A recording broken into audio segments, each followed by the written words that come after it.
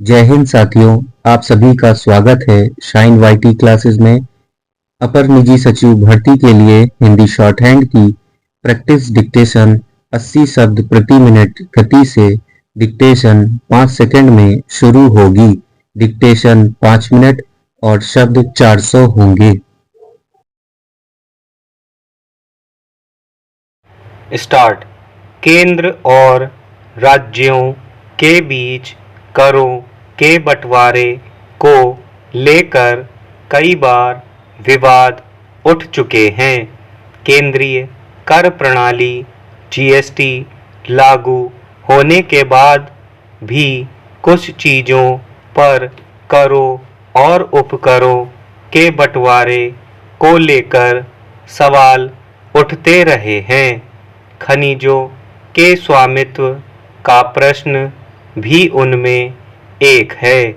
केंद्र सरकार ने खनिजों पर कर और उपकर लगाना शुरू किया तो कुछ कंपनियों और राज्य सरकारों ने इस पर सवाल उठाए। आखिरकार सर्वोच्च न्यायालय ने अब स्पष्ट कर दिया है, खनिजों पर राज्य सरकारों का हक होता है, वे उनका पट्टा देने को स्वतंत्र हैं। इसके लिए किए गए करार की एवज में वे जो शुल्क प्राप्त करती हैं उसे कर नहीं कहा जा सकता, वह रॉयल्टी की श्रेणी में आता है। रॉयल्टी को कर नहीं कहा जा सकता। इस फैसले से खासकर उड़ीसा और झारखंड को बड़ी राहत मिली है। हालांकि करीब 35 वर्ष पहले भी एक सीमेंट कंपनी ने सर्वोच्च न्यायालय के समक्ष यह मामला उठाया था कि केंद्र सरकार उससे उपकर नहीं वसूल सकती।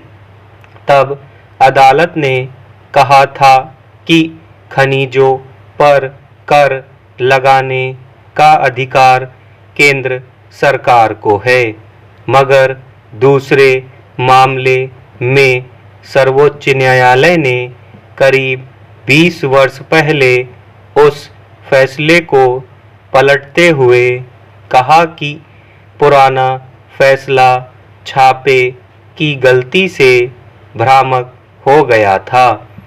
केंद्र को खनिजों पर कर लगाने का अधिकार नहीं है। अब 9 न्यायाधीशों की पीठ ने इस मामले पर बहुमत से फैसला दिया है कि खनिजों पर राज्य सरकारों का अधिकार है।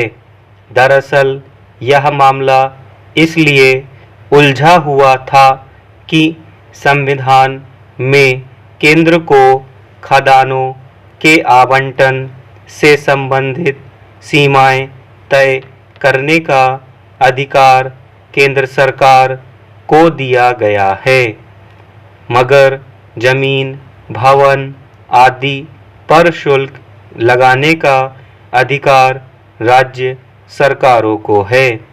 इसलिए केंद्र सरकार खनिजों पर कर लगाने लगी थी।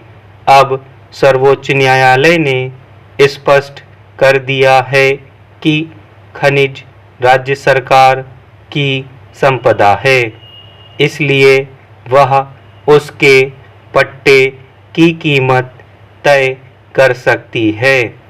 अगर खनिजों पर भी केंद्र सरकार कर वसूलने लगेगी तो राज्यों को अपनी विकास परियोजनाओं के लिए धन जुटाना मुश्किल हो जाएगा।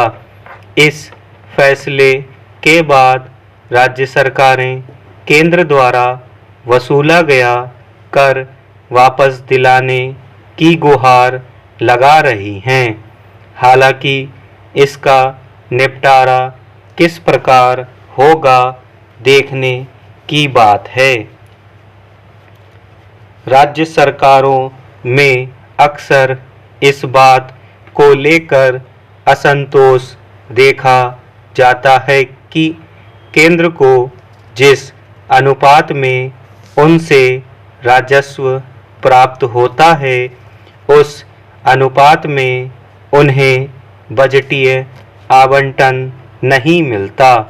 जब से जीएसटी लागू हुआ है, राज्यों में अपने हिस्से का राजस्व प्राप्त करने के लिए संघर्ष उभरता रहा है।